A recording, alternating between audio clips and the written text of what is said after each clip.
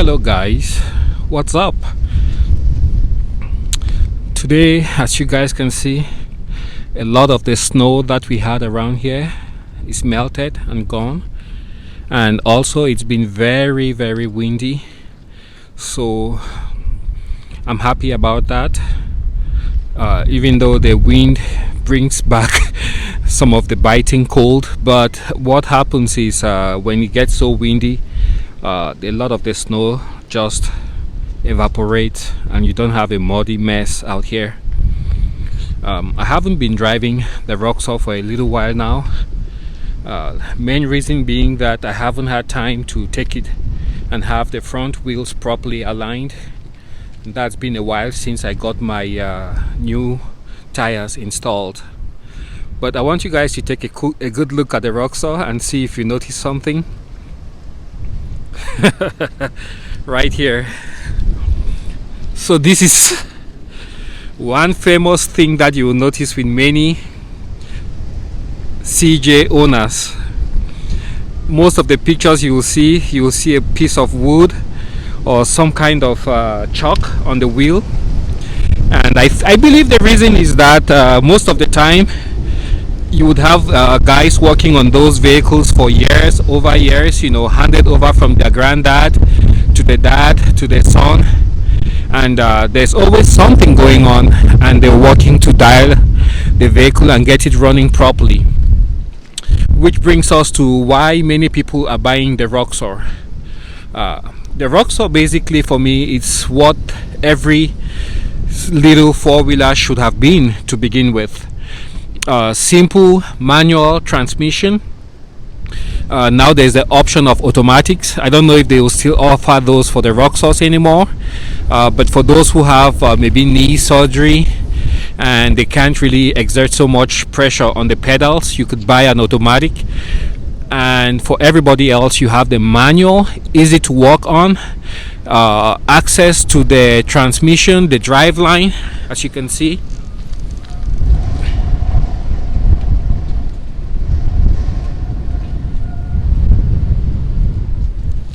Everything is readily accessible.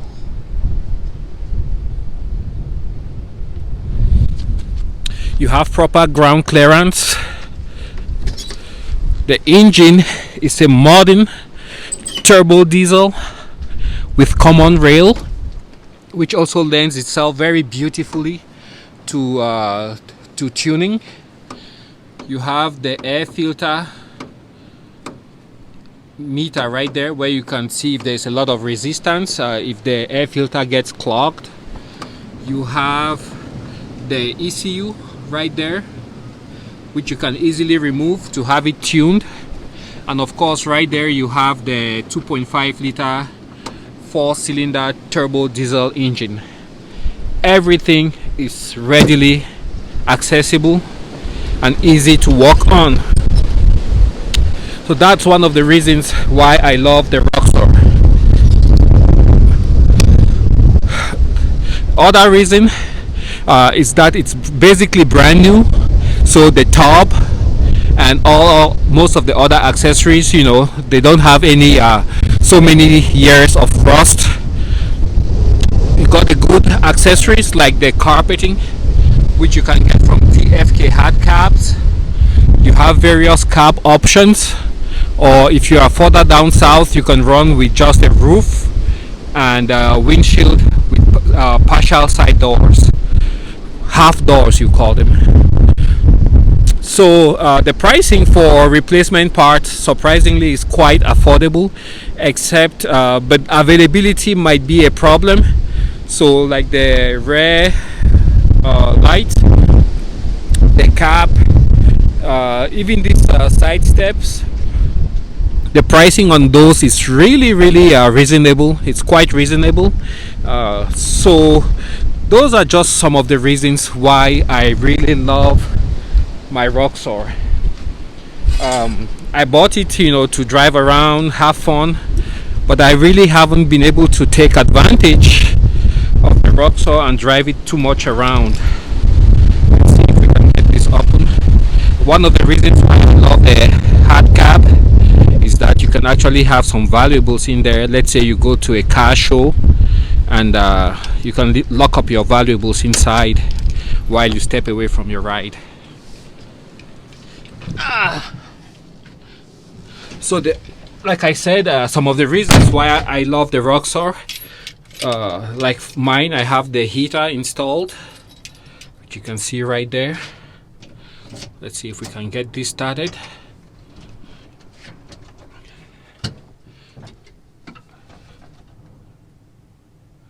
It's really windy outside and cold. All right, I think it should be ready. Haha, nice.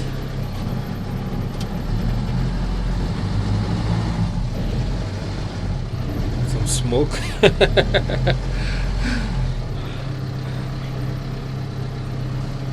Back it up a little.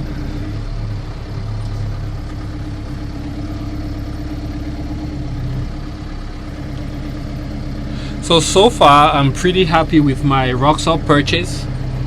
It has done everything I've asked of it. It drives really beautiful. It runs great. It's good on gas, and with the price of gas going off the charts, if you live in an area where you can drive this on secondary roads, then you can definitely use this as your daily driver.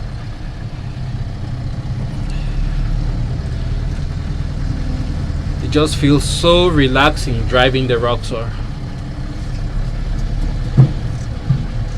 And did I mention you have many tuning options? You can bump up the horsepower. You can also have your Roxor tuned depending on your operations. Like the mining operations, they actually have their Roxors tuned so they don't go too fast. I believe they have them going like maybe 5 miles an hour. So that's something that you can consider also, depending on what you need your Roxor for. So far I'm very happy with mine, like I said. Just driving around here. You have lots of accessories that you can add, like the turn signal kit. You have larger tires. You can put differential locks on the front, on the rear. You can put auxiliary lights. What else? You can put sound systems. They make a very nice Pro Box sound system which you can put on here. This is the OEM Soundbar, and you can see how it's sagging. So in the second iteration of the Roxor, which came out I believe 2019, late 2019, early 2020, they came out with another Mtx Soundbar, and that one did not sag. These ones that sag, they actually changed the way they mounted them, and mounted them on the roll cage where it's descending right there, instead of having it mounted right here. So that's one thing that changed. Just turn on the light here, do a quick walk around. I have the switches there for my lights, the auxiliary lights, and of course right here you have the horn. Beep beep beep. The hard cabs, you can actually open it like so, and you have struts right there and right here, and this is DOT glass, so it's quite sturdy. Oops. It's very windy out there today, so let's close that up and jump out.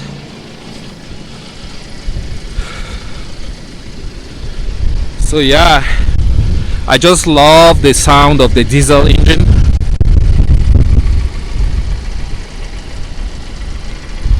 It's amazing.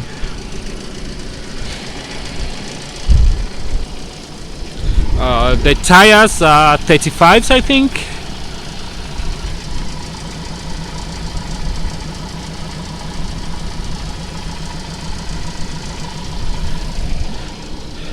and I had some diesel fuel leakage in the engine compartment. Turned out to be the seal on the fuel filter canister. So I changed and I just got a generic Viton seal, which I put on the Viton gasket, and that gave me a proper seal. Since then I haven't had any diesel leaking. Before I would have diesel coming all the way down here. Now all of that has stopped. I love the paint work. It's held up really good. I still have to do the spring washing. So if I wipe here, you can see below the paint is still in pretty good shape.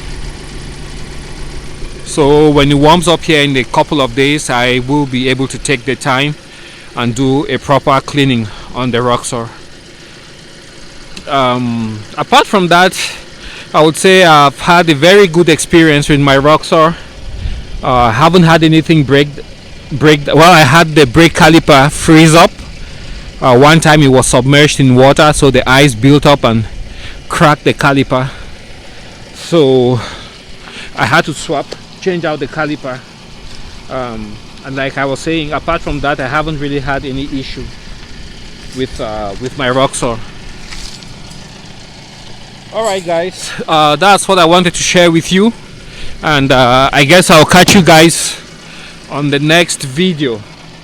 Thanks for watching, and see you guys soon.